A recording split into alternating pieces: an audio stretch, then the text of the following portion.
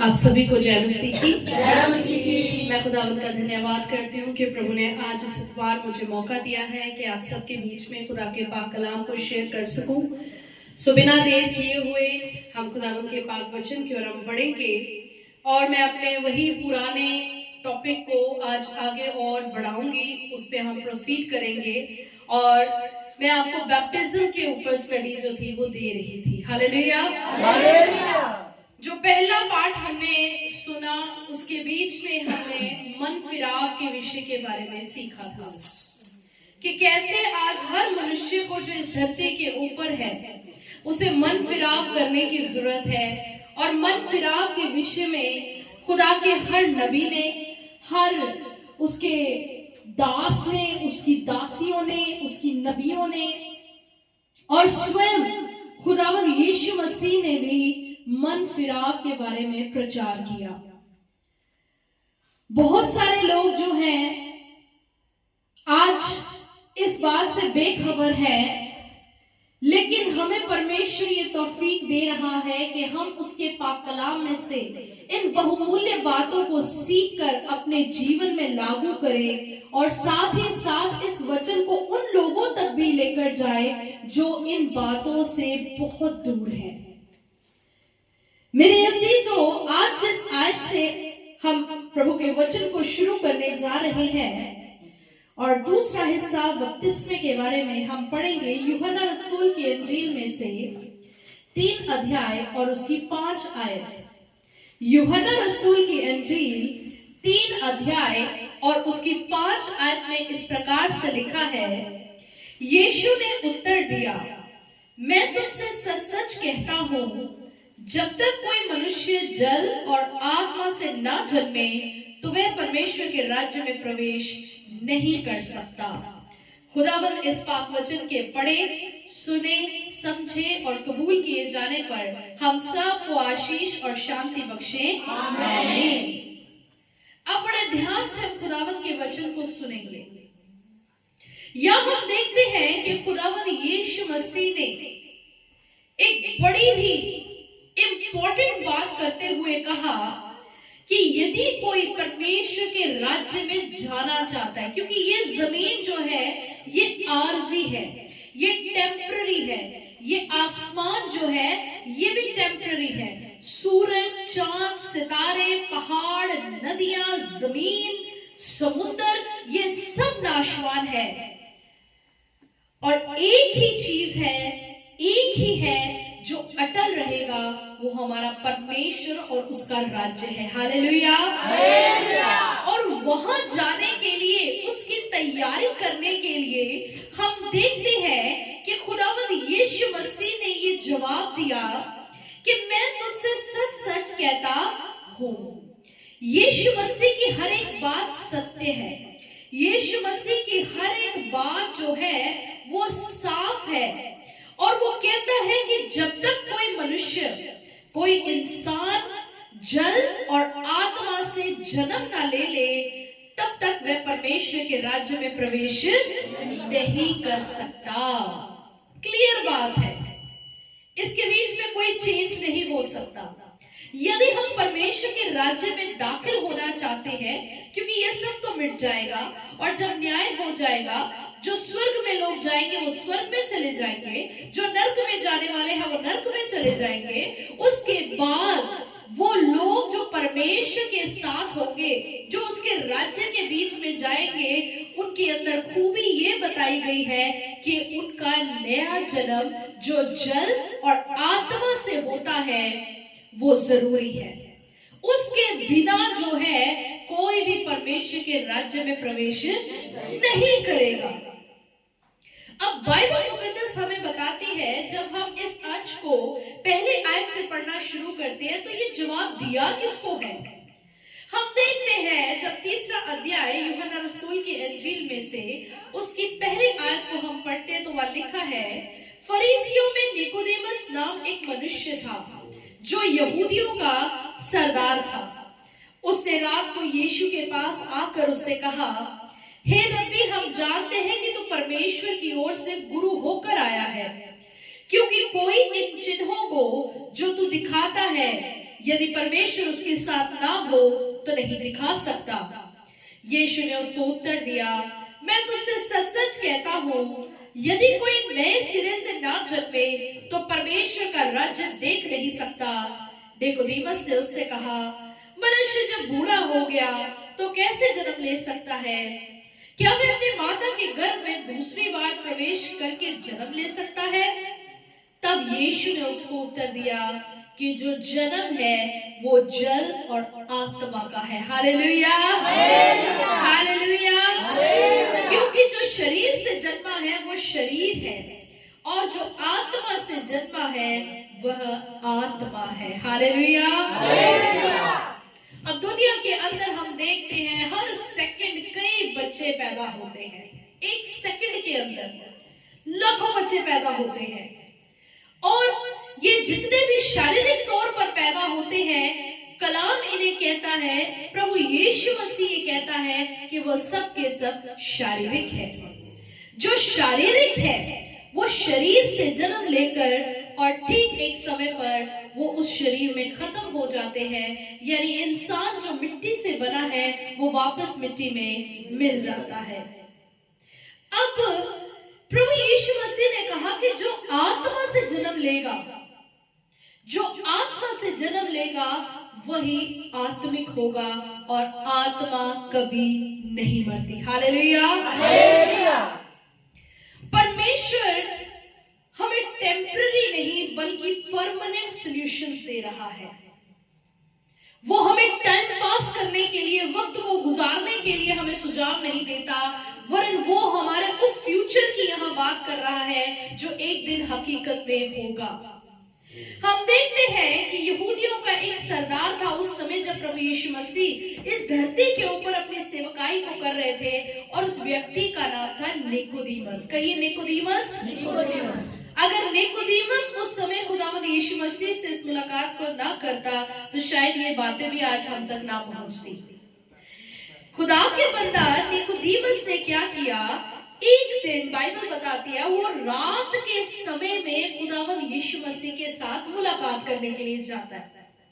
अब रात का समय इसलिए चुना जाता है क्योंकि दिन दहाड़े यीशु मसीह के साथ जो फकी फरीसी लोग होते थे वो उस पर निगाह रखते थे कि कौन उसके पास आता है, कौन उससे बातें करता है और कौन उससे शिफा को मांगता है।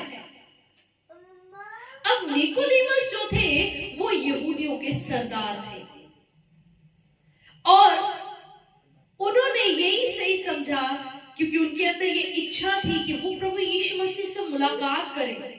वो यीशु मसीह से बात करना चाहते थे, सच को जानना चाहते थे। उन्होंने रात के समय ही ठीक यीशु मसीह के पास जाकर उन्हें प्रणाम किया, और बाइबल कहती है कि उन्होंने कहा, हे रब्बी, हम जानते हैं कि तू परमेश्वर की ओर से गुरु होकर आया है। यीशु मसीह तालीम देते थे, शिक्षा देते थे, आराधनालयों के बीच में, हर जगह, हर चौक के बीच में, नगर के बीच में, बस्तियों के बीच में। इससे पहले कि वो शिफा के काम को करते, वो परमेश्वर के राज्य के बारे में सुसमाचार सुनाया करते थे। इसलिए जो छवि, जो इमेज उनकी निकोदेमस की निगाह के बीच में थी वो एक रब्बी की थी, एक टीचर की थी। और कहा कि कोई भी इन चिन्हों को, इन चमत्कारों को, इन साइंस को जो तू दिखाता है वो बिना परमेश्वर की सहायता के नहीं दिखा सकता। खुदा तेरे साथ है, ये वो मालूम कर चुका था अपने दिल के अंदर, और वो यीशु मसीह से मुलाकात करना चाहता था। जब वो ये बातें अभी कह ही रहा था तो तीसरी आयत के अंदर लिखा है कि यीशु ने उसको उत्तर दिया। जो जवाब वो सुनने के लिए आया था, परमेश्वर के राज्य के बारे में जानने के लिए आया था, उसके विषय में यीशु मसीह ने उसको जवाब दिया। मैं तुझसे सच सच कहता हूं, यदि कोई नए सिरे से ना जन्मे तो परमेश्वर का राज्य देख नहीं सकता। अभी परमेश्वर क्या कर रहा है? जो लोग नए सिरे से जन्म ले रहे हैं उन्हें वो अपना राज्य दिखा रहा है। अभी दाखिल नहीं किया, अभी वो जस्ट दिखा रहा है, दर्शन के बीच में लोगों को दिखाता है। जब उसकी हजूरी में लोग बैठते हैं, उसका राज्य वहां होता है, वो वहां प्रस्तिश करते हैं, वो उनको दिखा रहा है। अभी दाखिल नहीं किया, लेकिन देखने के लिए भी मनुष्य को नए सिरे से जन्म लेना जरूरी है। नहीं तो वो क्या देखता रहेगा? इसी धरती को देखेगा, इसी आसमान को देखेगा, लेकिन उस जगह को नहीं देख सकता जो हकीकी जगह है। हालेलुया। तो निकोदेमुस उससे पूछते हैं, मनुष्य जब बूढ़ा हो गया तो कैसे जन्म ले सकता है? जिसकी पैदाइश एक बार धरती पर हो चुकी है, अब वो कैसे दोबारा नया जन्म लेगा? क्योंकि वो भी परमेश्वर के राज्य को देखना चाहता था। परमेश्वर का राज्य क्या है? क्या कोई भी परमेश्वर के राज्य को देख सकता है? हरगिज नहीं। बाइबल इसका प्रूफ देती है कि वही देख सकते हैं जिन्होंने नए सिरे से जन्म लिया हुआ है। हालेलुया। जो जन्म हमारी माँ ने इस धरती पर हमें दिया, वो जन्म नहीं हमें स्वर्ग का राज्य दिखा सकता, वरन वो जन्म जो परमेश्वर की ओर से हमें मिलता है, जिसमें जल और आत्मा शामिल है, वही हमें परमेश्वर के राज्य को दिखा सकता है। हालेलुया। हालेलुया। क्या वे अपनी माता के गर्भ में दूसरी बार प्रवेश करके जन्म ले सकता? अब निकोदेमुस उससे वो बात कर रहे थे जो संसारिक थी। आज लोगों के पास बहुत सारी संसारिक बातें हैं, लेकिन संसारिक बातें कभी भी आपको परमेश्वर के राज्य तक नहीं पहुंचा सकती। निकोदेमुस को कहा कि जब तक कोई मनुष्य जल और आत्मा से ना जन्मे, वह परमेश्वर के राज्य में प्रवेश नहीं कर सकता। अब ये एक सफर है, ये एक रास्ता है। जब कोई मनुष्य अपने जीवन में इस बात को तय कर लेता है कि मैं इस संसार से अब उब चुका हूँ, इसके गुनाह से, इसके पाप से, इसके बोझों से अब मैं इसमें नहीं चलना चाहता, मैं अपना जीवन परमेश्वर को देना चाहता हूँ, क्योंकि वो संपूर्ण स्वतंत्रता का जीवन है, आत्मिक और पवित्र जीवन है। तो बाइबल बताती है कि वो मनुष्य मन फिराव करने के लिए तैयार होता है। जब वो मन को फिरा लेता है, जब वो इस बात का इकरार करता है कि मैं अपने गुनाहों को छोड़ता हूँ और परमेश्वर के मार्गों को इख्तियार करता हूँ, उसके साथ चलने का इकरार करता हूँ, तब परमेश्वर जो है उसे जल और आत्मा के सिरे से उसे नया जन्म देता है। हालेलुया। क्योंकि पुराना इंसान जो है, जो गुनाह के बीच में जन्मा है, जो गुनाह के अंदर जिंदगी व्यतीत करता है, वो परम परमेश्वर जो अति पवित्र परमेश्वर है, उसके साथ एक नहीं हो सकता। परमेश्वर के नजदीक आने के लिए मनुष्य को भी पवित्र होने की जरूरत है। और अब परमेश्वर क्या करता है?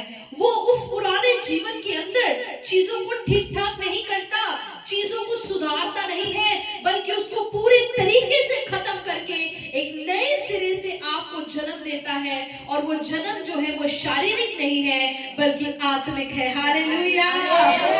कितने लोगों ने यहाँ आत्मा और जल से बपतिस्मा लिया है? कितने लोगों ने हाथ उठाया? आप लोग स्वर्ग के राज्य के लिए एलिजिबल है। अब परमेश्वर ने आपको नई सृष्टि बना दिया है, जिसके अंदर कोई गुनाह पाप नहीं है, क्योंकि आप उसके बेटे खुदावंद यीशु मसीह के लहू के अंदर कवर हो चुके हैं। अब संसार के साथ आपका कोई रिलेशन नहीं है। अब आपका जो रिलेशन है वो अपने स्वर्गीय पिता के साथ है और स्वर्ग के साथ है। हालेलुया। हालेलुया। सबसे पहली बात कि जल से जन्म कैसे होता है, हम पढ़ेंगे इफिसियों की पत्री 5 अध्याय और उसकी 26 आयत के अंदर, जिसे मिल जाए हिंदी में वो पढ़ सकता है। इफिसियों की पत्री 5 अध्याय और उसकी 26 आयत। कि उसको वचन के द्वारा जल के स्नान से शुद्ध करके पवित्र बनाए। आमीन। या हम देखते हैं कि खुदा का दास संत पौलुस जो है वो खुदावंद यीशु मसीह के बदन यानी कलीसिया के किस प्रकार शुद्धिकरण का वो वर्णन कर रहा है कि उसके समीप आने वाले लोगों को किस प्रकार से पवित्र होना है, किस प्रकार से शुद्ध होना है, क्योंकि परमेश्वर पवित्र है और कोई भी नापाक जन जो है उसके नजदीक नहीं आ सकता। बाइबल यहां बताती है, अपनी चिट्ठी के अंदर इफिसियों की कलीसिया को कहा कि उसको वचन के द्वारा, कलाम के द्वारा जल के स्नान से शुद्ध करके पवित्र बनाए। ये स्नान कोई आम स्नान नहीं है। हम जिस्मानी तौर पर देखते हैं, हम प्रतिदिन स्नान करते हैं, अपने शरीर को साफ करते हैं, शरीर की गंदगी को दूर करते हैं, लेकिन हमारे अंदर एक आत्मा भी वास करती है। अब उस आत्मा को धोने के लिए, उसको शुद्ध करने के लिए हमें ये जल जो इस दुनिया के अंदर है, ये साबुन और तरह तरह की चीजें, ये हमारी आत्मा को शुद्ध नहीं कर सकती। वरन हमारा आत्मा जो है इसे शुद्ध करने के लिए जिस जल की जरूरत है वो खुदा का वचन है। बोलो हालेलुया। तो वचन के द्वारा जल से क्या देना है? स्नान देना है। अब स्नान कैसे दिया जाता है? क्या सिर्फ मुंह धोया जाता है स्नान के अंदर, या हाथ और पांव धोए जाते हैं? नहीं, सर से लेकर पैरों तक जब हम धोते हैं, जब हम शुद्ध होते हैं, उसे स्नान कहते हैं। इसका मतलब है कि बपतिस्मा वो शब्द है जब एक व्यक्ति जो है, खुदा का दास जो है, उस व्यक्ति को जिसने मन फिराव किया है, अपने गुनाहों को छोड़ दिया है, पुरानी जिंदगी को छोड़ना चाहता है, परमेश्वर में नया बनना चाहता है, खुदा का बंदा उसे पानी से जो है वो डुबकी लगाकर उसे बाप, बेटा और रूह कुदस के नाम से बपतिस्मा देता है और करार करता है कि ये मसीह में शुद्ध हो चुका है और अब ये मसीह में नई सृष्टि है। बोलो हालेलुया।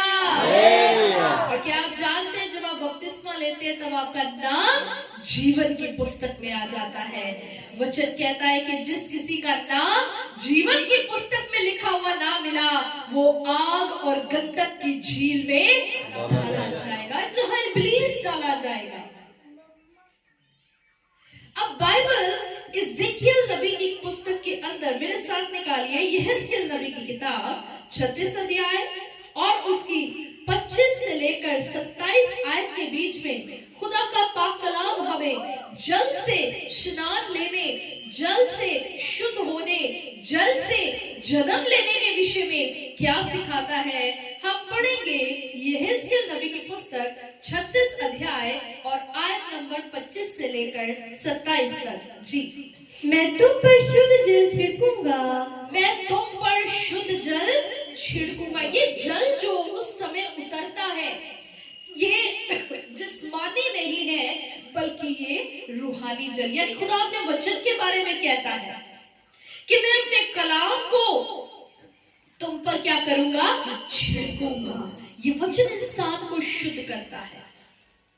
डुबकी लेना एक रीति है, एक तरीका है, लेकिन आत्मिक तौर पर वचन से जो है व्यक्ति शुद्ध किया जाता है। परमेश्वर ने कहा मैं तुम पर शुद्ध जल छिड़कूंगा और तुम शुद्ध हो जाओगे। और तुम शुद्ध हो जाओगे। क्या यीशु मसीह ने नहीं कहा कि जो वचन तुम सुनते हो उसके वसीले शुद्ध होते हो? जब भी हम खुदा के वचन को पढ़ते हैं, जब भी हम उसके पाक कलाम को सुनते हैं, हम क्या हो जाते हैं? इसीलिए कितनी भी मिट्टी, कितना भी गुनाह पाप, कितनी भी गुनाह गलतियां हमसे हो जाए, जब जब हम खुदा के नजदीक जाते हैं, हम उसके पाक कलाम को पढ़ते हैं या फिर सुनते हैं, हम क्या हो जाते हैं? हालेलुया। और बाइबल आगे चलकर बताती है कि मैं तुमको तुम्हारी सारी अशुद्धता और मूर्तों से शुद्ध करूंगा। आज इंसान के अंदर दो तरह की नापाकियां हैं। एक कि वो अशुद्ध है क्योंकि पाप में जन्मा है, जो आदम ने नाफरमानी की और उसके द्वारा जो गुनाह उस खून के अंदर आ गया, और आज सारी मानव जाति के ऊपर जो खुदा से दूर है, वो अशुद्ध है, वो नापाक है। और दूसरे प्रकार की जो उसके अंदर गंदगी है इंसान के अंदर, वो है मूर्तों की। कुछ आइडल्स बना के रख लिए हुए हैं, कुछ ऐसी बातें हैं जीवन के अंदर जिनसे परमेश्वर घृणा करता है। और इन दोनों चीजों से खुदा कहता है मैं तुम्हें शुद्ध, इंसान नहीं कर सकता खुद को शुद्ध, इंसान खुद को शुद्ध नहीं कर सकता। बर्फ के पानी से नहा ले, दूध से नहा ले और पता नहीं क्या क्या कर ले, लेकिन दुनिया के अंदर ऐसा कुछ मौजूद नहीं है जो इंसान को शुद्ध कर सके उसकी अशुद्धता से, उसके गुनाह से, उसके पाप से जो उसके खून के अंदर मौजूद है। और बिना परमेश्वर के वो इस श्राप से छूट भी नहीं सकता है। तो परमेश्वर की मदद हमें चाहिए। परमेश्वर के आगे जाना हर इंसान के लिए वेरी वेरी वेरी इंपॉर्टेंट है। लेकिन बहुत सारे लोग जो खुदा के नजदीक नहीं आते हैं, आज भी परमेश्वर उनको आवाज दे रहा है, क्योंकि समय रहते हुए, क्योंकि आज किसी के जीवन का कोई भरोसा नहीं है। कलाम कहता है मृत्यु के बाद कोई धन्यवाद नहीं है, कोई शुक्रगुजारी नहीं है। मृत्यु के बाद कोई मुर्दा उठकर तौबा नहीं कर सकता। जैसे उस अमीर व्यक्ति ने जब वो नरक के अंदर था, उसने इब्राहिम से कहा कि लाजर को कह कि वो अपनी उंगली पानी के बीच में डुबोकर मेरे जीभ के सिरे को छू ले, लेकिन अब्राहम ने मना कर दिया।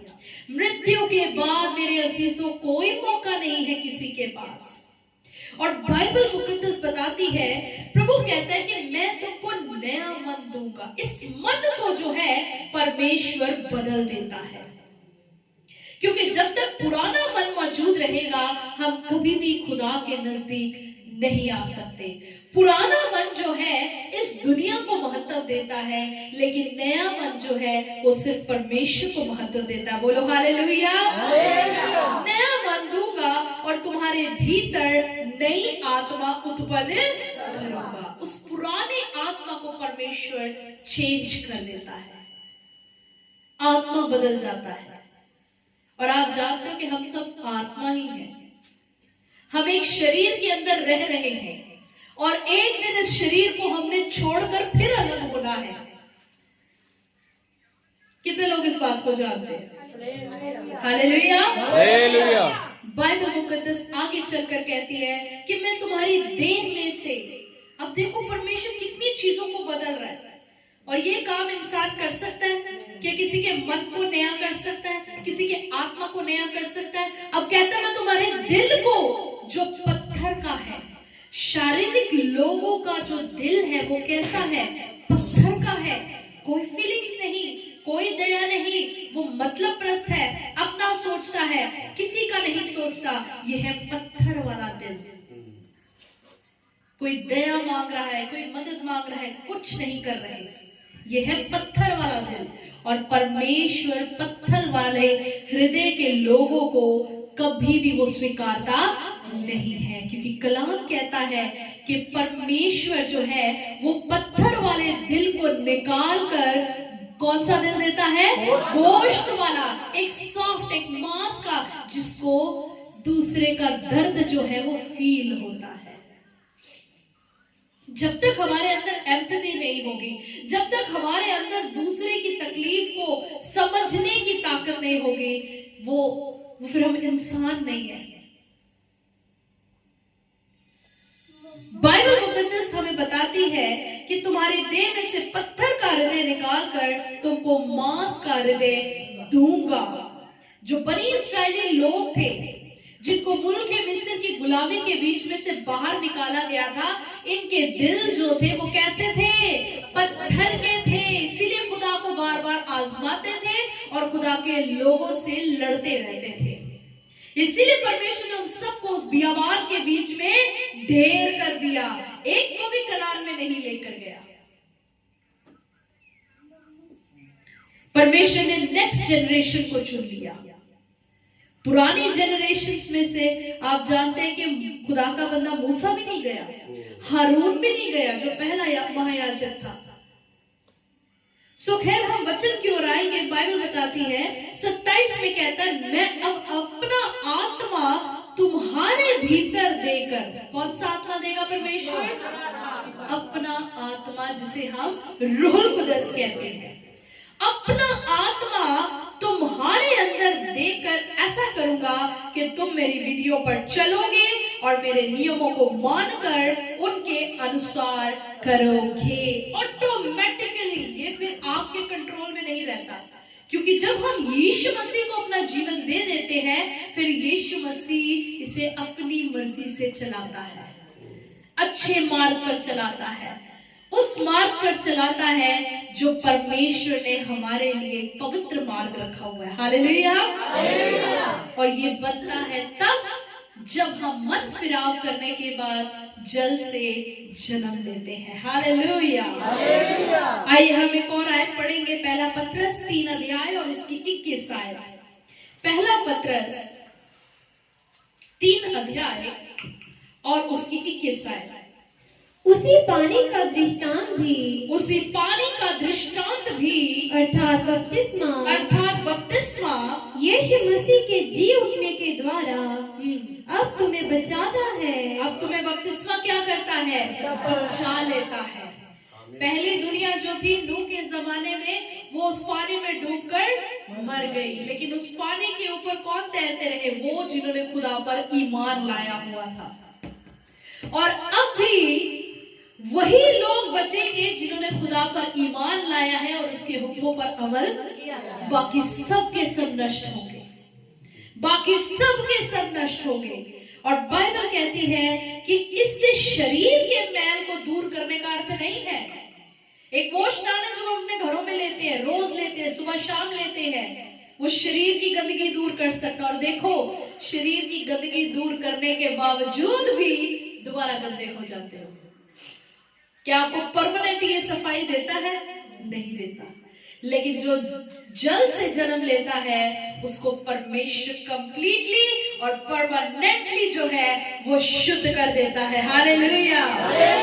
और खुदा कहता है दोबारा गुनाह मत करना, दोबारा गुनाह मत करना। अब इससे शरीर के मैल को दूर करने का अर्थ नहीं है, परंतु शुद्ध विवेक से यानी शुद्ध मन से परमेश्वर के वश में हो जाने का अर्थ है। हालेलुया। बपतिस्मे का मतलब है कि हम परमेश्वर के वश में हो जाए। बपतिस्मे का मतलब ये रंग जाना। किसके रंग में? मसीह के रंग में, खुदावंद यीशु मसीह के रंग में। और जैसे उसने अपने बाप की मर्जी को पूरा किया है, हमने भी परमेश्वर के हुक्मों को मानकर उसकी मर्जी को पूरा करना है। क्योंकि हमने जाना कहाँ है? हमने स्वर्ग के राज्य में दाखिल होना है, लेकिन दाखिल होने से पहले हमने उसको देखना है। हालेलुया।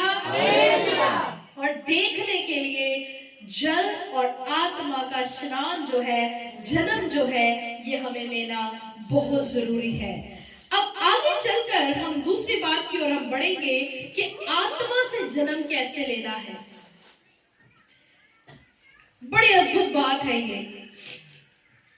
ये बातें जो है मैं आपको बता दूं, संसार नहीं जानता।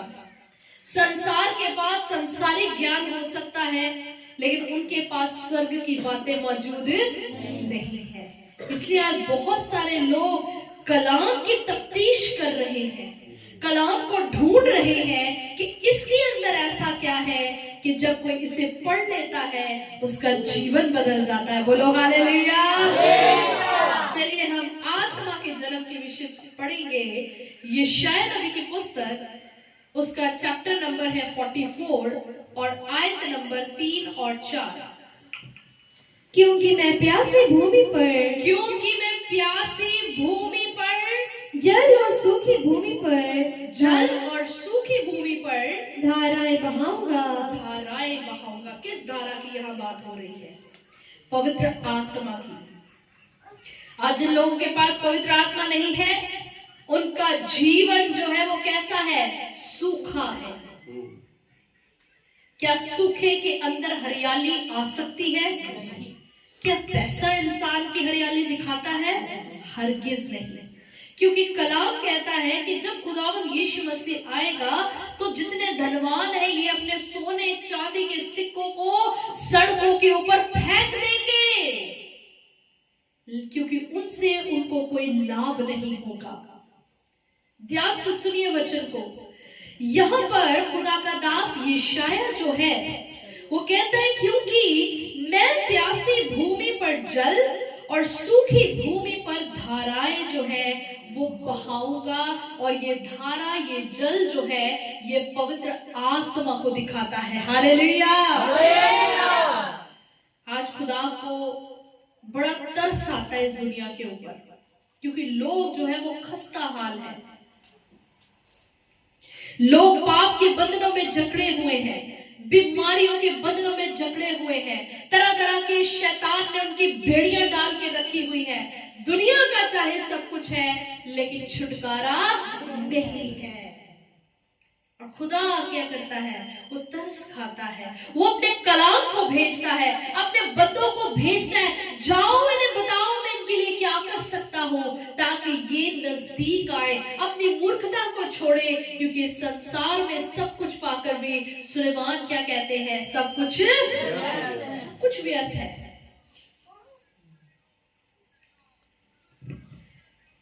मैं तेरे वंश पर अपनी आत्मा और तेरी संतान पर अपनी आशीष उंडेलूंगा। कितना प्यारा परमेश्वर है हमारा। कहता है मैं तेरे वंश पर, तेरी जनरेशंस पर क्या करूंगा? अपना आत्मा उंडेलूंगा। परमेश्वर जनरेशंस का परमेश्वर है। परमेश्वर जो है जनरेशंस का उद्धार चाहता है। परमेश्वर किसी को भी बंधन में रहने देना नहीं चाहता। वो चाहता है कि वो हमारी संतान को जो है अपनी आशीष दे। कौन सी आशीष की बात कर रहा है? नए जीवन के बारे में कहता है। वो जीवन जो बहुतायत का जीवन है, वो जीवन जिसके ऊपर शैतान का कोई बस नहीं है। मेरे अजीजों, कहता है वे उन मजनुओं के समान बढ़ेंगे जो धाराओं के पास घास के बीच में होते हैं। जब आप पानी की धाराओं को देखते हैं तो उनके आसपास जो घास उगी होती है उसके बीच में ये बेत का जो पौधा होता है, इसके समान हरा भरा और लहलहाता हुआ परमेश्वर कहता है, इस तरीके से कि कभी तुझे किसी चीज की कमी ना हो। मेरा आत्मा तेरे साथ हो और वो हमेशा तेरी जो है पूर्ति करता रहे। ऐसा जीवन, ऐसी मैं आशीष तुझे देना चाहता हूँ। तेरे वंशों पर मैं अपना आत्मा जो है वो उंडेलना चाहता हूँ। क्या आज हम उसके आत्मा को पाना चाहते हैं? क्या हम आत्मा से जन्म लेना चाहते हैं? ये जीवन जो इस दुनिया का है, ये फानी जीवन जो इस दुनिया का है, ये जैसे कहते हैं कि दुनिया 4 दिन का मेला है, उसके बाद कुछ नहीं है। जो अनंत काल तक रहने वाला है वो परमेश्वर है और उसका वचन है। हालेलुया। आगे हम देखेंगे पहला कुरिन्थियों 6 अध्याय उसकी 11 आयत पढ़े, जल्दी पढ़ते जाए। पहला कुरिन्थियों 6 अध्याय और उसकी 11 आयत। और तुम में से कितने ऐसे ही थे, परंतु तुम प्रभु यीशु मसीह के नाम से और हमारे परमेश्वर के आत्मा से धोए गए और पवित्र हुए और धर्मी ठहरे। अब यहाँ संत पौलुस जो है कुरिन्थियों की कलीसिया को कह रहा है कि तुम्हें कैसे शुद्ध किया गया है। तुम्हें खुदावंद यीशु मसीह के नाम से और फिर परमेश्वर के आत्मा से धोकर पवित्र किया गया है, और अब तुम क्या ठहर चुके हो? धर्मी ठहर चुके हो। इससे पहले कोई धर्मी नहीं है। खुदा किसी को धर्मी नहीं मानता। जिसके पास यीशु नाम नहीं है जितनी मर्जी नेकियां कर दे। कलाम कहता है अगर वो अपने आप को भी आग में अर्पण कर देगा, अपने आप को भी बलिदान करके चढ़ा देगा, तो भी खुदा उसको कबूल नहीं करता। यीशु मसीह के नाम से और परमेश्वर की आत्मा के द्वारा हम धोए गए, फिर पवित्र किए गए, और अब हम धर्मी ठहर चुके हैं। हम धर्मी बन चुके हैं क्योंकि हमने आत्मा से जन्म ले लिया। जो नई सृष्टि है वही धर्मी है। हालेलुया। जब हम तीतुस की पत्री 3 अध्याय और उसकी 4 से लेकर 7 आयत को पढ़ते हैं, तीतुस की पत्री 3 अध्याय और उसकी 4 आयत से लेकर 7 आयत तक जब हम पढ़ते हैं तो वहां क्या लिखा है, पढ़े जरा। पर अब हमारे उद्धारकर्ता परमेश्वर की कृपा पर जब हमारे उद्धारकर्ता परमेश्वर की कृपा और मनुष्यों पर उसका प्रेम प्रकट हुआ तो उसने हमारा उद्धार किया, और ये धर्म के कामों के कारण नहीं जो हमने आप किए, पर अपनी दया के अनुसार नए जन्म के स्नान और पवित्र आत्मा के हमें नया बनाने के द्वारा हुआ। आमीन। सब कहे आमीन। आमीन। यह हम देखते हैं कि खुदा का बंदा अपने कलाम में इस तरह से लिखता है कि जब हमारे उद्धारकर्ता परमेश्वर की कृपा और उसका प्यार जो वो दुनिया के साथ करता था प्रकट हुआ, तब हमारा उद्धार आया। इससे पहले उद्धार नहीं था, इससे पहले कोई छुटकारा नहीं था। और कहते हैं कि ये धर्म के कामों से नहीं परंतु उसकी दया के अनुसार है। जब हम नए जन्म के स्नान और पवित्र आत्मा के द्वारा हम नए बनाए जाते हैं। हालेलुया। परमेश्वर ने दया की है। दया का अर्थ मैं आपको फिर से बता देती हूँ, मैंने कई दफा बताया है। दया वहां की जाती है जहां दंड की आज्ञा हो। किसी ने कसूर किया, किसी ने गलती की है और अब उस पर दंड है, उस पर सजा का हुक्म हो चुका है, लेकिन अब कोई ख्याल करके कह रहा है कि इसे मैं क्षमा करता हूं, इसे मैं दंड नहीं दे दूंगा, और इसी को हम दया कहते हैं। और ये दया जो है अपने बेटे खुदावंद यीशु मसीह के द्वारा परमेश्वर इस धरती के लोगों पर कर चुका है। हालेलुया।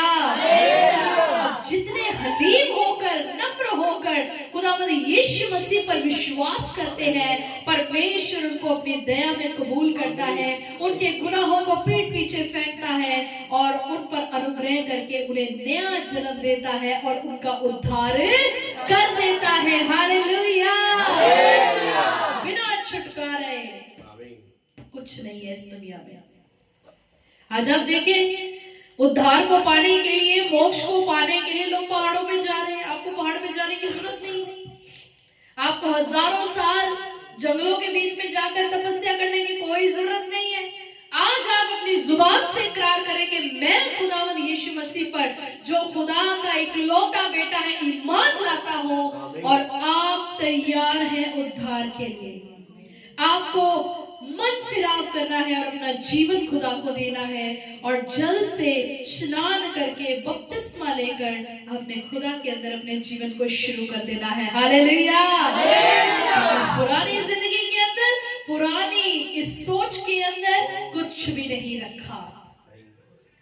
बाइबल मुकद्दस हमें बताती है, जब हम यूहन्ना रसूल की इंजील पहला अध्याय उसकी 13वीं आयत को पढ़ते हैं, यूहन्ना रसूल की इंजील पहला अध्याय और उसकी 13वीं आयत पढ़िए। वे ना तो लहू से, अब जो नई सृष्टि बन जाते हैं, कलाम कहता है वो ना तो लहू से, ना शरीर की इच्छा से, ना शरीर की इच्छा से। देखिए दुनिया के अंदर जितने भी लोग पैदा हो रहे हैं, कैसे हो रहे हैं? वो लहू से पैदा होते हैं, शरीर की मर्जी से पैदा होते हैं, उन्हें प्लान किया जाता है और वो पैदा होते हैं।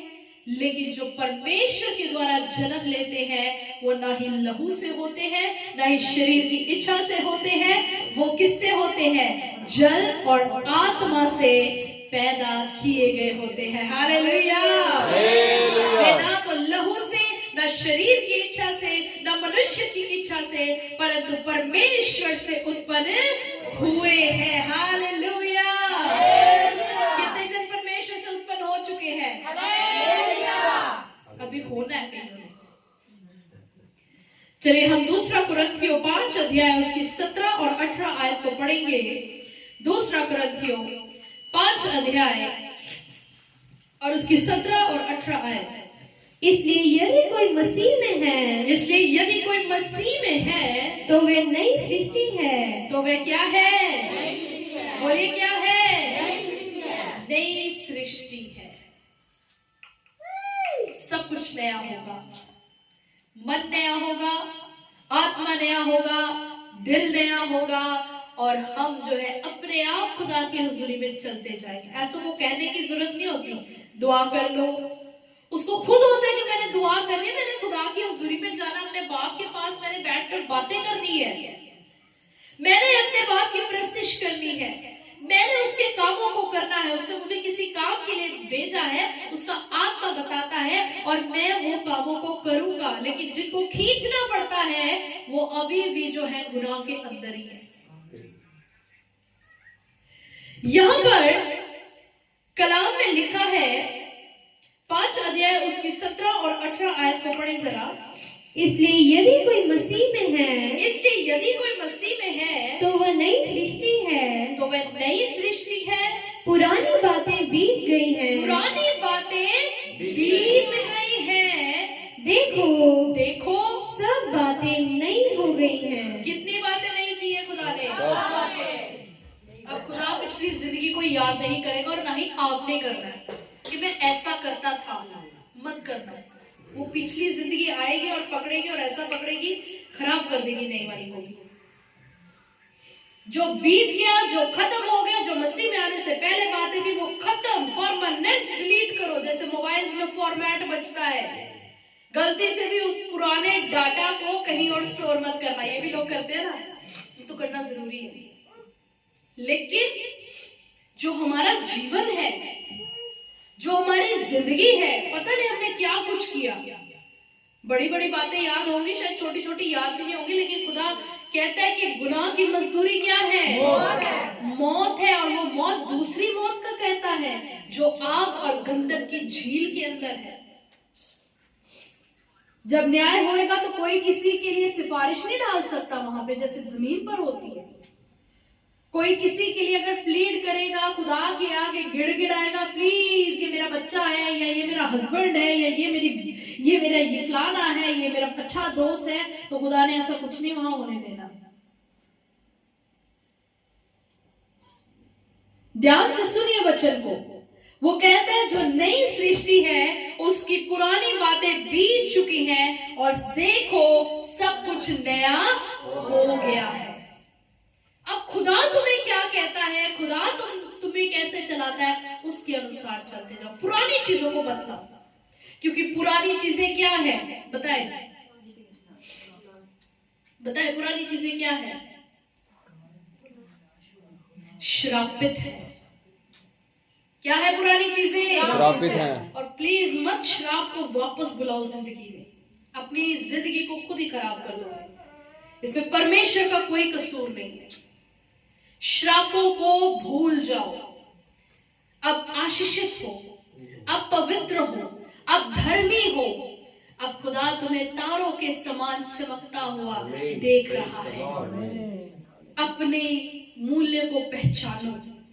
लहू से खरीदे गए हो, दाम से छुड़ाए गए हो, और अपनी उन पुरानी बातों को वापस इस जिंदगी में मत लेकर आओ।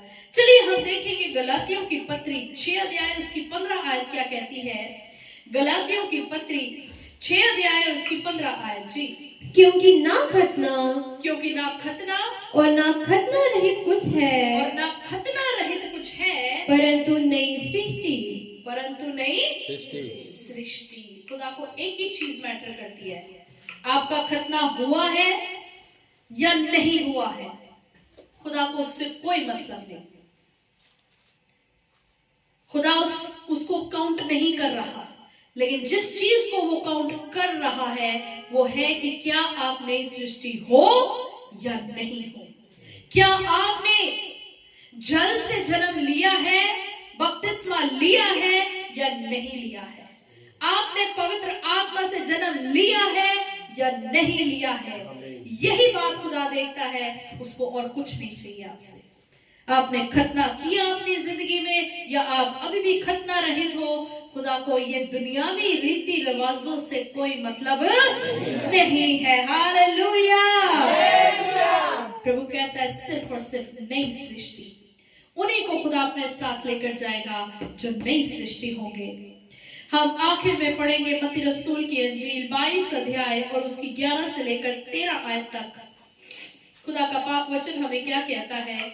मत्ती रसूल की अंजील 22 अध्याय और उसकी 11 आयत से लेकर 13 आयत तक। जब राजा अतिथियों को देखने भीतर आया तो उसने वहां एक मनुष्य को देखा जो विवाह का वस्त्र नहीं पहने था। उसने उससे पूछा, हे मित्र, तू विवाह का वस्त्र पहने बिना यहाँ क्यों आ गया? उसका मुंह बंद हो गया। तब राजा ने सेवकों से कहा, इसके हाथ पांव बांधकर उसे बाहर अंधियारे में डाल दो, वहां रोना और दांत पीसना होगा। आमीन। अब ये एक दृष्टांत था, एक पैराबल था जो खुदावंद यीशु मसीह ने सुनाया।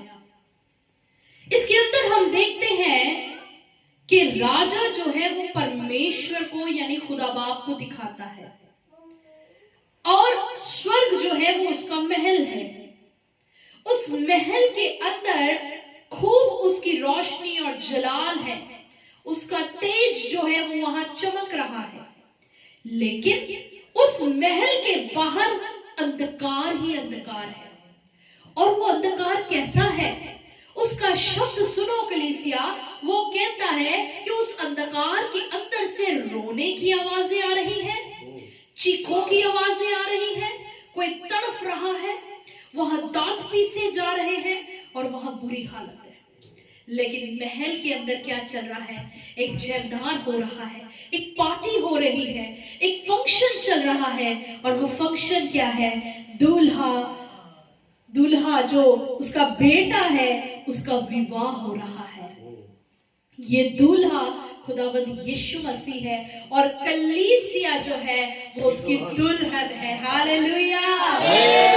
जब परमेश्वर इस नई सृष्टि वाले लोगों को अपने पास स्वर्ग में ले लेगा तो उनका जब इकट्ठा होना होगा तो ये उस शादी की रिसेप्शन की तरह है जो स्वर्ग के बीच में होगा। हालेलुया। अब आप जानते हैं जब शादियों पे जाते हैं तो हम अपने डेली वेयर कपड़े नहीं डालते हैं, घर वाले कपड़े डाल के जाते हैं शादी में। कैसे कपड़े होते हैं? चमकीले। ठीक है ना, चमकीले जो शादी में डाले जाते हैं। और क्या क्या डालते हैं कपड़ों के अलावा? हाँ, एक्सेसरीज में क्या क्या आता है? नेकलेस होते हैं, ज्वेलरीज आती हैं। और बताएं क्या क्या आता है? सब कुछ आता है, सर से लेकर पैरों तक छोटी से छोटी चीज का हम ध्यान रखते हैं। सुंदर, यहाँ तक कि परफ्यूम्स, खुशबुएं भी लगा कर जाते हैं, बस महकना है और वहां पे सेल्फीज लेनी है, ये कुछ होता है। अब सुनो, बाइबल बताती है जब सब वहां इकट्ठे थे, दुल्हन वहां आ चुकी थी, दूल्हा वहां मौजूद था, सब वहां मौजूद थे। अब राजा भी आया ताकि वो अतिथियों को देखे। राजा आया, अब वो देख रहा है कौन कौन मेरे बेटे की शादी में आया है, वो सबको देख रहा है। और देखते ही देखते एक व्यक्ति पर उसकी नजर पड़ गई जिसने शादी के वस्त्र कोई नहीं डाले, वो ऐसा ही आ गया। पता चल जाता ना, आजकल तो वेटर्स भी बहुत अच्छे से ड्रेसअप होते हैं, उनका ड्रेस कोड होता है, हमें पता लग जाता वो ये वेटर जा रहा है। और वो व्यक्ति वेटर से भी डाउन था, घर के कपड़ों में। अब उस व्यक्ति का शादी में क्या काम? वो टेंट के बाहर हो सकता है, वो हलवाइयों की टीम का हो सकता है, बर्तन धोने वाली टीम का हो सकता है, लेकिन उसका अंदर कोई काम नहीं है और ना ही वो दिखते हैं, ना ही उनको आने की अनुमति होती है। इसी तरीके से अब बाइबल बताती है जब राजा अतिथियों को देखने भीतर आया तो उसने वहां एक मनुष्य को देखा जो विवाह का वस्त्र नहीं पहने था, वो अलग दिख रहा था। उसने उससे पूछा, हे मित्र। कितनी इज्जत से राजा बुला रहा है, तब भी इज्जत दे रहा है। राजा को साफ पता है कि ये गलती से आया है, गलत तरीके से आया है, यहाँ पे चालाकी की हुई है इसने। इसका मतलब क्या है? वहां भी कुछ लोग चालाकियां मारेंगे, लेकिन राजा की नजर से बच नहीं सकेंगे, पकड़े जाएंगे। कहा, हे मित्र, तू विवाह का वस्त्र पहने बिना यहाँ क्यों आ गया? ये विवाह का वस्त्र क्या है? ये वो रास्तबाजी के लिबास है, ये वो सफेद जामे हैं जो उन्हें मिलते हैं जो जल और आत्मा से जन्म लेते हैं। बोलो हालेलुया। अब इसकी जो ड्रेस थी वो थी नहीं, तो जब उसको सवाल किया गया तो बाइबल बताती है कि उसका मुंह बंद हो गया। क्या हो गया? उसका मुंह बंद हो गया। क्या कहे, कहां से लाएगा? क्या वो समय है ड्रेस मिल सकती है? वहां तौबा हो जाएगी, वहां कोई बपतिस्मा दे देगा, वहां कुछ नहीं होना। जो है यही है। तब राजा ने अपने सेवकों से कहा, इसके हाथ पांव बांध कर। क्यों हाथ पांव बांधे? मैंने पहले भी आपको एक बार बताया था, इंसान के ना हाथ पैर बड़े चलते हैं।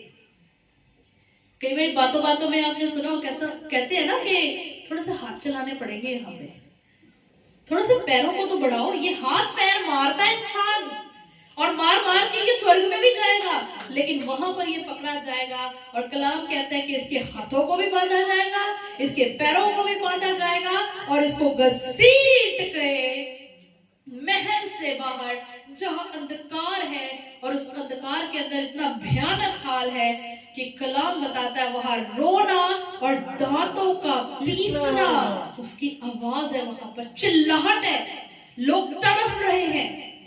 लेकिन ये वो लोग हैं जिन्होंने समय रहते उस राजा के भेजे हुए खादमों की आवाज को नहीं सुना। और बड़े दुख की बात है, सालों साल चलते हुए भी लोग जो है बपतिस्मे के लिए कदम आगे नहीं बढ़ाते हैं। लेकिन परमेश्वर उन्हें समय देता है, दे रहा है, लेकिन एक टाइम आएगा जब समय खत्म हो जाएगा। उस समय कोई दुआ नहीं। कलाम कहता है, परमेश्वर ने कहा, फिर चाहे सैमुअल भी आ जाए और मूसा भी आ जाए तो भी मैं उनकी दुआ को नहीं सुनूंगा। ये वो थे जो परमेश्वर के खास दुआ करने वाले योद्धा थे। खुदा कहता मैं इनकी भी नहीं सुनूंगा। जहां खुदा अड़ जाता है ना, बाइबल पढ़ के देख लेना, फिर खुदा को मनाया नहीं जा सकता। मूसा को जब खुदा ने कहा तू कनान नहीं जाएगा, वो गिड़गिड़ाया, मिन्नतें की कि खुदाया मुझे जाने दे। उसने कहा मुझसे दोबारा इस बारे में बात मत कर। और ये चीज बहुत सारे लोगों के जिंदगियों में हो जाती है कि खुदा फिर उनको दोबारा मौका नहीं देता। इसलिए आज का पाक वचन हमें यही सिखाता है। आइए हम वापस यूहन्ना रसूल की अंजील 3 अध्याय उसकी 5 आयत को पढ़ेंगे, जो बातचीत खुदावंद यीशु मसीह की यहूदियों के सरदार निकोदेमुस के साथ हुई कि यीशु ने उत्तर दिया, मैं तुझसे सच सच कहता हूँ, जब तक कोई मनुष्य जल और आत्मा से ना जन्मे तो वह परमेश्वर के राज्य में प्रवेश नहीं कर सकता। जहां खुदा की ना है वहां ना है, उसको कोई हाँ बदल नहीं कर सकता। खुदावंद इस कलाम के वसीला आप सबको बड़ी आशीष दे। आमीन।